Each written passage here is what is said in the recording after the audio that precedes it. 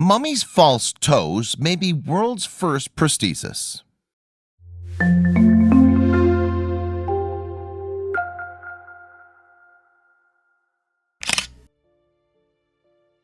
When we think about ancient Egypt, we might well believe that injuries such as losing a big toe would cripple a person that existed then for life. Not so. Researchers found that the ancient Egyptians made wearable and comfortable prostheses as far back as 6000 BC. Two prosthetic big toes, one still attached to a mummy in a museum, have been studied at the University of Manchester. The results show that they were worn and helped their owners walk. One is a three-part toe, comprised of wood, leather, and a hinge, housed in the Egyptian Museum of Cairo. The other, called the Greville-Chester big toe, was made of cartonnage, a papier-mâché type substance, and is displayed at the British Museum. Dr. Jackie Finch from the University of Manchester's KNH Center for Biomedical Egyptology recruited two volunteers who had lost their big toes to try on exact replicas of the two Egyptian artificial toes and wear them with Egyptian-type sandals.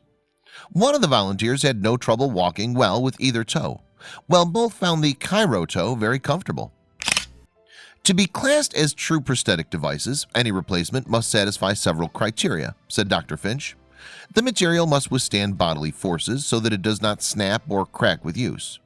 Proportion is important, as the appearance must be sufficiently lifelike as to be acceptable to both the wearer and those around them.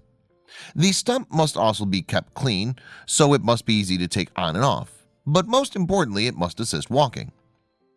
Modern medicine is often thought to have started in the 19th century, at least in terms of a working understanding of the human body and surgery. Yet this isn't strictly true. The Egyptians had long refined surgical interventions, such as trepanning, drilling burr holes in the skull to relieve pressure on the brain, and as we see here, also devised prosthetic devices for patients. The wear on the Greville-Chester toe and the important design features on the Cairo toe led me to speculate that these toes were perhaps worn by their owners in life and not simply attached to the foot during mummification for religious or ritualistic reasons, said Dr. Finch.